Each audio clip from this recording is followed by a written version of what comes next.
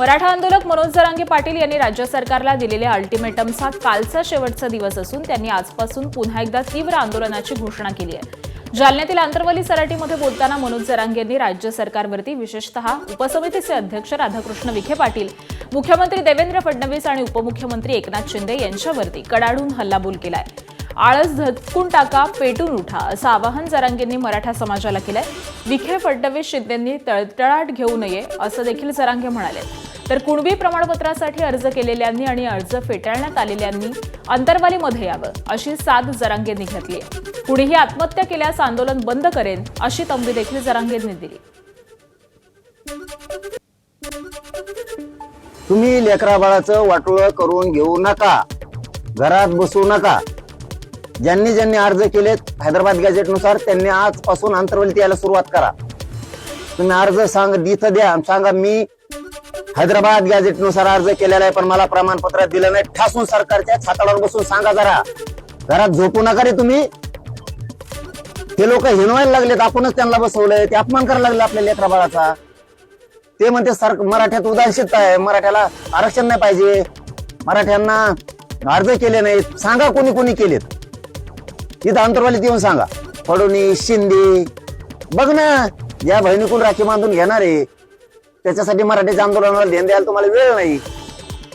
ते बघ ना जरा तिच्या लेकी बाळीचं काय झालं, बघ ना त्या सोनवण्याच्या पोरीचं वैजापूरच्या वाटोळ झालं ना। लाडकी बहीण आणि लाडकी दिदी, शिंदेने आणली लाडकी बहीण आणि फडणवीसने आणली लाडकी दिदी। कोण पिटिशन दोघात? लाडकी बहीण म्हणल्यावर शिंदे श्रेय जाईल, दिदी म्हणल्यावर आपल्याला येईल। तुमच्या श्रेयात लाडक्या बहिणीच्या पोरी मरायला लागल्या। एकाही पोराने आत्महत्या करायची नाही, तुम्हाला सांगतो नाही, मी आंदोलन बंद करीन ना। लेकरा बाळाने भात कोणी मारायचं नाही, मी आहे ना यांचा बाप। एकाने पण मारायचं नाही, लढायचं, थोबाड फोडायचं यांचं, आपण एकाने बी मारायचं नाही। काय अर्थ आहे त्या जगण्यात मग? दरम्यान मनोज जरांगे पाटील यांच्या मुंबईतील आंदोलनासंदर्भामध्ये मराठा समन्वय समितीनं पुन्हा एकदा मुंबई पोलीस आयुक्तांना पत्र दिलंय। आंदोलनाबाबत याआधी पत्र देऊनही पोलिसांकडून उत्तर न आल्यामुळे हे दुसरं पत्र देण्यात आलंय। या पत्रामध्ये आजपासून अंतरवली सराटी इथं आंदोलन करणार असल्याची माहिती देण्यात आली आहे। तसंच मागण्या मान्य न झाल्यास मुंबईमध्ये येऊन आंदोलन करण्याचा इशारा देखील देण्यात आलाय आणि मुंबईतील आंदोलनाची तारीख नंतर कळवली जाईल असं सांगण्यात आलंय। मुख्यमंत्री आणि राज्य सरकार मराठा समाजाला आरक्षण देण्यासाठी कटिबद्ध आहे। हे आरक्षण न्यायालयामध्ये टिकणारं असावं असा सरकारचा प्रयत्न आहे। तसंच दुसऱ्या कोणत्याही समाजाच्या हक्काचं आरक्षण कमी करून किंवा काढून मराठा समाजाला द्यायचं नाहीये असा मराठा समाजाची देखील मागणी आहे, अशी सरकारची भूमिका आहे असं मंत्री शिवेंद्रराजे भोसले यांनी म्हटलंय। जरांगेंनी उपोषण करू नये असं आवाहन भाजपचे आमदार प्रसाद लाड यांनी केलं। जे अनेक वेळेला मुख्यमंत्र्यांनी हे केलंय की जे द्यायचंय हे कोर्टामध्ये टिकलं पाहिजे। उगाच वेळ मारून न्यायला काहीतरी दिलं आणि कोर्टानं परत असं न करता, आणि दुसरं म्हणजे दुसऱ्या कुठल्याही समाजाच्या आरक्षणाला किंवा दुसऱ्या कुठल्याही याच्या कोणाचं कमी करून आरक्षण आपल्याला द्यायचं नाही अशी मागणी मराठा समाजाची पण नाही आहे आणि जी भूमिका राज्य सरकारची पण नाही, कोणाचं काढून दुसऱ्याला द्या असं।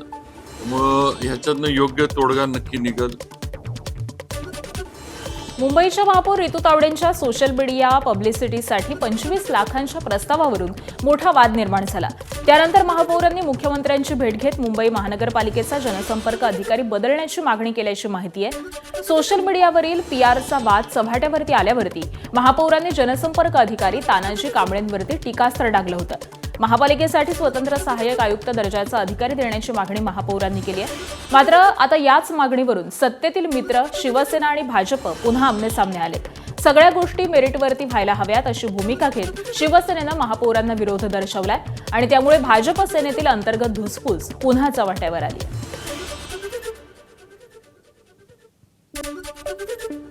आमचं क्लिअर मॅन्डेट आहे, इकडे सगळ्या गोष्टी मेरिटवरती होणार। जर कोणाची चुकी असेल तर त्या बाबतीत डिस्कस गेलं पाहिजे। आज जर नसेल तर उगाचच कुठलाही कारणावस्त कोणाला डिसमिस करा, सस्पेंड करा, या गोष्टी होऊ नये महानगरपालिकेत। आणि कुठे ना कुठेतरी सभाशास्त्र हे पाळलं गेलं पाहिजे। काही ना काहीतरी कुठले मुद्दे आणायचे आणि काय आणायचे या गोष्टी आता यापुढे हे डिस्कस केलं गेलं पाहिजे आणि त्या माध्यमातून मुंबईकरांच्या फायद्याच्या गोष्टी हे सभागृहात आल्या पाहिजेत. अतिरिक्त जे काही योग्य गोष्टी आहेत, योग्य गोष्टी ते तुमच्या दालनात केल्या गेल्या पाहिजेत. महापौर पद हे इतकं उच्च आहे. मुंबई राज्य आणि देशासाठी सुद्धा मुंबईचा महापौर या पदाची आपली गरिमा आहे. ऋतू तावडेजी महापौरपदी अतिशय उत्तम पद्धतीने काम करतायत. त्यांच्या सगळ्या काळामध्ये त्यांनी घेतलेले निर्णय आणि केलेले काम हे महापौर पदाची गरिमा वाढवणार आहे. या सगळ्यांमध्ये खोलात जाऊन विपर्यास निर्माण करणे हा विरोधकांचा डाव आहे. तो सफल होऊ शकत नाही. मुंबईचे मतदार नागरिक भारतीय जनता पक्ष, महायुती आणि ऋतू तावडे यांचं काम स्वयंस्पष्ट आहे. त्यांचं काम भावनिक आणि बरोबरीने कायदेशीर उत्तम पद्धतीने त्या करतायत. या चर्चेला अन्यथा नेण्यात काही अर्थ नाही. तर मला असं वाटतं महापालिकेचा महापौर सर्वच होतं, त्यांनी मुख्यमंत्री जायची गरज काय. स्थानिक स्वराज्य संस्था याला स्वतःचे अधिकार आहेत. मुख्यमंत्र्यांची गरज काय. जर तुमचा जनसंपर्क प्रमुख तुम्हाला बदलायला मुख्यमंत्र्याची गरज असेल, 1 मिनिटात आयुक्ताला सांगितलं आयुक्त बदली करायची तर बदली कशी होत नाही. महापौरांना सांगितलं बदली कशी होऊ शकत नाही. होऊ शकते. याचाच अर्थ हे भारतीय जनता पार्टी लोक यांच्या क्षमता नसणारे लोक नुसते चमचे गाठे लोक पासून काढलेले आणि जबाबदार पदावर. ऋतू तावडे बाकीच्या गोष्टीला फार मोठं सगळीकडे शो करतात आणि मग तुमच्या स्वतःच्या जनसंपर्क मग काही बदली का नाही करतात त्यांना. तर महापौरांनी मात्र मुख्यमंत्र्यांची भेट पंतप्रधानांच्या वाढदिवसानिमित्त झाल्याचं स्पष्ट केलं. मुख्यमंत्री साहेबांची भेट ही दुसऱ्या काही विषयांसाठी होती आणि सर्वात मोठा विषय आमच्याकडे एकच आहे, ते म्हणजे आमचे आदरणीय पंतप्रधान आदरणीय नरेंद्र मोदी साहेब यांचा वाढदिवस येतोय. त्यांच्या पूर्ण म्हणजे मंत्री झाल्यापासून, मुख्यमंत्री झाल्यापासून ते प्रधानमंत्री झाल्यापासून 25 वर्ष पूर्ण झालेले. तर हा जो आम्ही 15 दिवसाचा सेवा पखवाडा करायचो तो आता महिन्याभराचा आहे आणि त्याची सगळी रूपरेषा, त्याच्याविषयी आम्ही पूर्ण काम येणाऱ्या गणपतीमध्ये किंवा मुंबईकरांना अजून काय सेवा सुविधा देऊ शकतो त्याच्यावरती ह्या सगळ्या गोष्टी होत्या. म्हणजे त्याच्या व्यतिरिक्त दुसरी काही हेच नाही झाली. राज्यात रिक्षा टॅक्सी चालकांना मराठी भाषा शिकण्यासाठीचे राज्याचे मुख्यमंत्री देवेंद्र फडणवीस यांनी 1 वर्षाचा कालावधी वाढवून दिलाय. त्यामुळे आता वाहतूक आणि परिवहन विभागाच्या पोलिसांना मराठी न बोलता येण्याच्या कारणावरून कारवाई करता येणार नाही. भाषा शिकण्यासाठी दिलेल्या मुदतवाढीच्या निर्णयामुळे टॅक्सी चालकांमध्ये आनंदाचं वातावरण पाहायला मिळत आहे. शेकडो रिक्षा टॅक्सी चालक एकत्र येत आरे कॉलनीतील धडक युनियन कामगार संघटनेच्या कार्यालयामध्ये बाहेर त्यांनी जल्लोष केला. तर धडक कामगार संघटनेचे अध्यक्ष अभिजित राणे यांनी देखील फडणवीस यांनी घेतलेल्या निर्णयाचं स्वागत केलं. साल का समय दिया है तो थोड़ा मतलब सबको अलर्ट होना चाहिए कि भाई मराठी बोलने का अवसर मिला है और ये 25,000, 30,000, 15,000, 20,000 जो फाइन मारता है ये गलत बात है. भाई कोई फॉल्ट हुआ है तो उसकी बात अलग है, मराठी के बारे में मारता तो ये गलत है. बोलो, टाइम दो उसको सीखने के लिए, वो सीखेगा, बोलेगा भाई ना. अभी आपको तुरंत अपना भाषा बोलेगा तो तुम आप कैसा बोल सकते हो. आप बोलोगे नहीं बोलोगे. तो इसी प्रॉब्लम में 25,000 रिक्शा गाँव लेके भाग गए, सब हर प्रांत वाले लेके भाग गए. मराठी रिक्षा टॅक्सी चालकांना मराठी शिकण्यासाठी दिलेली मुदतवाढी विरोधामध्ये मनसे कोर्टात जाणार आहे. मनसे वाहतूक सेनेचे अध्यक्ष संजय राईक यांनी ही माहिती दिली आहे. मराठी रिक्षा टॅक्सी चालकांना चुकीच्या पद्धतीनं बॅच आणि परवाने दिल्याचा आरोप नाईक यांनी केला आहे. आजही आमचा या देशाच्या न्यायालयावरती विश्वास आहे. आमच्याकडे असणारे पुरावे घेऊन आम्ही न्यायालयामध्ये जाण्याचा निश्चित विषय घेतोय. आम्हाला न्यायालयावरती विश्वास आहे कारण 2016 साली ज्यांनी परवाने घेतले त्यांना ह्या ठिकाणी राहतात म्हणून दिले, त्यांना मराठी येते म्हणून आज 10 वर्ष झाली तरी त्यांना मराठी येत नसेल तर अजून 1 वर्षामध्ये ते मराठी शिकणार आहेत की याची गॅरंटी, याची खात्री मुख्यमंत्री महोदय देणार आहेत का. आणि ते जर खात्री देणार नसेल तर न्यायालयाने याच्यावरती कारवाई करावी अशी आमची मागणी आहे. आमदार प्रकाश सुर्वे यांच्या पुढाकारानं माय मराठी संवाद मराठी उपक्रमाअंतर्गत अमराठी रिक्षा चालकांना मराठी शिकण्याचं प्रशिक्षण पूर्ण केलं. मराठी व्यवहाराची भाषा म्हणून आत्मसात करण्यासाठी घेतलेल्या या प्रशिक्षणार्थींना उपमुख्यमंत्री एकनाथ शिंदे आणि परिवहन मंत्री प्रताप सरनाईक यांच्या उपस्थितीमध्ये प्रमाणपत्र देण्यात आलं. यावेळी उपसभापती सचिन अहिर, आमदार अशोक पाटील, तुकाराम काते, मुर्जी पटेल यांच्यासह अन्य मान्यवर उपस्थित होते. मराठी कोणावर लादायची नाही तर प्रेमानं शिकवायची आहे, असा संदेश यावेळी देण्यात आला. मुंबई पोलिसांची वाहनं सुरक्षित आहेत का, असा सवाल उपस्थित झालाय. मुंबई पोलिसांच्या वाहनाचा गैरवापर झाल्याचा आणखी एक प्रकार समोर आलाय. एका तरुणानं मुंबई पोलिसांचं वाहन घेऊन रील केल्याचा व्हिडिओ सोशल मीडियावरती व्हायरल झाला. याआधी कोस्टल रोड परिसरामधून मुंबई पोलिसांचं वाहन घेऊन एक तरुण फरार झाल्याची घटना समोर आली होती. त्यानंतर आता पुन्हा पोलिसांच्या वाहनासोबत रीलचा व्हिडिओ व्हायरल झाल्यामुळे पोलिसांच्या वाहनांच्या सुरक्षेवरती प्रश्नचिन्ह निर्माण झालंय. पोलिसांचं स्वतःचं वाहनच सुरक्षित नसेल तर शहराच्या सुरक्षेचं काय, असा सवाल उपस्थित होतो. व्हिडिओतील तरुणाची ओळख पटवून त्याच्यावरती चौकशी किंवा कारवाई होणार का, हे पाहणं आता महत्त्वाचं ठरणार आहे. मुंबईत दुधाच्या दरात तब्बल 9 रुपयांनी दरवाढ झाली आहे. 1 सप्टेंबरपासून ही दरवाढ लागू होणार आहे. एफडीएच्या कारवाईनंतर दुधाची भेसळ थांबली, पण तुटवडा सुरू झाला. त्यातच खासगी दूध डेअरीच्या मनमानी करत असल्याचा आरोप वितरक सेनेनं केलाय. सरकारचं आरे किंवा महानंदा दूध हे सुरू असतं तर ही दरवाढ टळली असती, असं देखील संघटनेनं म्हटलंय. मार्केटमध्ये खाजगी डेअऱ्या आणि सहकारी डेअऱ्या यांची मोनोपॉली तयार झाली. या मोनोपॉलीमुळे काय झाले, ते सांगतील ते दर. पूर्वी शासकीय खरेदी दर निश्चित होते आणि ग्राहकाचे विक्रीचे दरही निश्चित होते. त्यामुळे एक प्रकारचा दोन्ही दरावर शासनाचं नियंत्रण असल्यामुळे या खाजगी डेअऱ्यांना मनमानी करता येत नव्हती. आज ते नियंत्रण गेल्यामुळे, आरे दूध बंद झाल्यामुळे, शासकीय डेअऱ्या बंद झाल्यामुळे हे जे सहकारी डेअरी किंवा खाजगी डेअरीवाले हे त्यांचे देत ते स्वतः ठरवतात. नियंत्रण नसल्यामुळे, कोणताही कंट्रोल नसल्यामुळे हा महागाईचा फटका बसलेला आहे. नंबर 2, जे आता आयुक्त अन्न आणि भेसळ याच्या मंडळाचे जे अध्यक्ष आहेत माननीय श्री तुकाराम मुंडेजी, यांची कार्यतत्परता, यांची कार्यकुशलता याच्यामुळे आज जे दुधामधलं भेसळपणा किंवा अतिरिक्त नकली दूध बनवण्याचे प्रकार याला संपूर्ण आळा बसला आहे. त्यामुळे जी दुधाची आवक आहे, की जी गरज आहे, त्या गरजेला तुटवडा जाणवतो आहे आणि हा तुटवड्याचा गैरफायदा घेऊन हे दर वाढवले जात आहेत आणि ग्राहकांना लुटलं जात आहे. ग्राहक म्हणून भेसळ थांबली हे सगळ्यात स्वागतार्ह आहे, पण शेवटी बोजा हा प्रत्येकाच्या खिशाला पडतोय आणि ती एक अडचण परत तयार होते. त्यामुळे ग्राहक आहे हा दोन्ही बाजूनी कात्रीत सापडल्यासारखं झालंय. नवी मुंबईच्या खारघरमध्ये एसआयआर फॉर्मवरून राजकीय राडा झालाय. एका झेरॉक्स दुकानामध्ये हजारो एसआयआर फॉर्म झेरॉक्स होत असल्याची माहिती मिळताच ठाकरेंच्या शिवसेनेच्या पदाधिकाऱ्यांनी तिथे धाव घेतली. हे फॉर्म घेऊन आलेला व्यक्ती भाजपचा युवा पदाधिकारी असल्याचं समोर आल्यानंतर दोन्ही गटामध्ये झटापट झाली. पोलीस कारवाई करत नसल्यामुळे ठाकरेंच्या शिवसेनेनं पोलीस ठाण्यामध्ये ठिय्या दिला.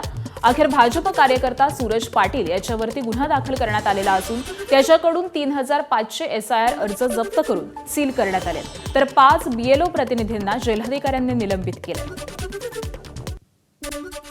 नितीन तांबे शुक्रवारी सकाळी 7:30च्या सुमाराला वर्तमानपत्र घेऊन दुचाकीवरून घरी परतत होते. कासाराळी परिसरामधून जात असताना अचानक त्यांना हृदयविकाराचा तीव्र झटका आला आणि ते दुचाकीवरून रस्त्यावर कोसळले. त्यांना तातडीनं खासगी रुग्णालयामध्ये दाखल करण्यात आलं, मात्र डॉक्टरांनी त्यांना मृत घोषित केलं. नितीन तांबे हे बहुजन विद्यार्थी संघटनेचे ठाणे जिल्हाध्यक्ष म्हणून कार्यरत होते. शाळा कॉलेजमधील विद्यार्थ्यांच्या समस्या, प्रवेश, शिष्यवृत्ती आणि विविध सुविधांसाठी त्यांनी अनेक मोर्चे आणि आंदोलनं केली होती. त्यांच्या अचानक निधनामुळे ठाण्यामध्ये हळहळ व्यक्त होतीये. दरम्यान दुचाकीवरून जात असतानाचा हा धक्कादायक प्रकार सीसीटीव्ही कॅमेऱ्यात कैद झालेला असून त्याचा व्हिडिओ सोशल मीडियावरती व्हायरल झालाय.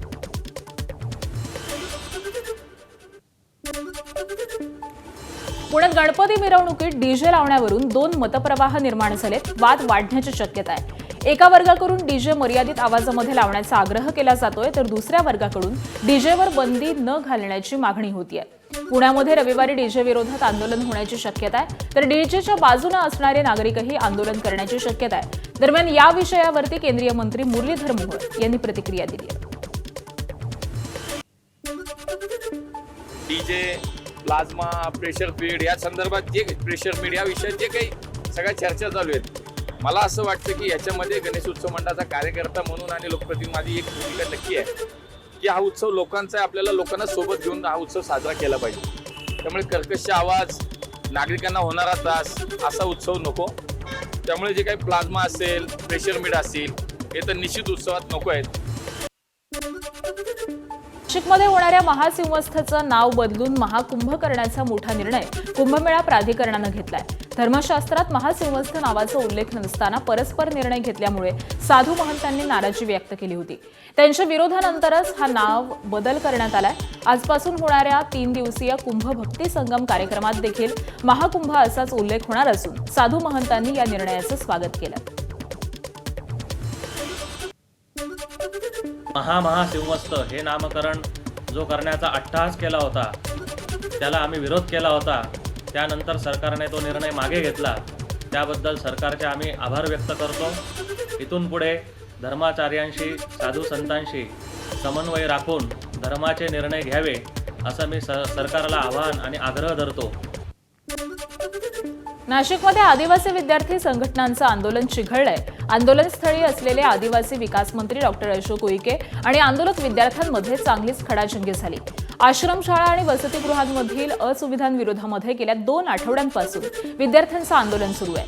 विद्यार्थ्यांची मनधरणी करण्यासाठी मंत्री आंदोलनस्थळी आले होते. तब्बल 1.5 तास चर्चा झाली, मात्र चर्चेतून तोडगा निघाला नाही.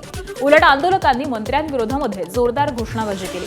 आंदोलन मागे घेण्याची विनंती करण्याऐवजी विद्यार्थ्यांच्या मृत्यूची नैतिक जबाबदारी घ्या अशी मागणी आंदोलकांनी केली. तसंच आताच राजीनामा द्या अशा घोषणा देखील देण्यात आल्या. तर घोषणाबाजी वाढल्यानंतर मंत्री डॉक्टर अशोक उईके यांनी पोलिसांच्या बंदोबस्तामध्ये आंदोलन स्थळावरून काढता पाय घेतला. चर्चेत तोडगा न निघाल्यामुळे आदिवासी विद्यार्थी संघटनांचं आंदोलन हे सुरूच आहे. नाशिकच्या शिवनई दिंडोरीमध्ये मुख्यमंत्री देवेंद्र फडणवीस यांच्या हस्ते पुणे विद्यापीठ उपकेंद्राच्या प्रशासकीय इमारतीचं उद्घाटन करण्यात आलं. यावेळी शेती क्षेत्रामध्ये एआयचा वापर करून उत्पादन खर्च 25 ते 30% कमी करण्याचा प्रयत्न सुरू असल्याचं फडणवीसांनी सांगितलं. मशागतीपासून कापणीपर्यंत मार्गदर्शन करणारं ॲप तयार केल्याचंही त्यांनी सांगितलं. तसंच त्यांनी कांद्याच्या भावावरून मिश्किल टिप्पणीही केली आहे.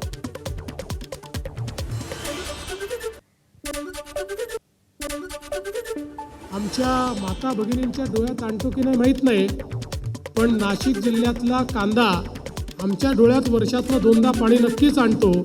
पण संपूर्ण देशामध्ये नाशिकचा जो कांदा आहे तो मला असं वाटतं की अतिशय त्या ठिकाणी प्रसिद्ध आहे. आता मी या कार्यक्रमामध्ये असताना दादा आता कांद्याला चांगले भाव असल्यामुळे कोणीच या कार्यक्रमात कांदे घेऊन आले नाही. तर वर्षातनं एका कार्यक्रमात तरी नाशिकमध्ये आपल्याला कांदे भेट मिळतातच. त्यामुळे खरं तर आता महाग आहेत. आता भेट मिळाले असते तर घरी नेले असते.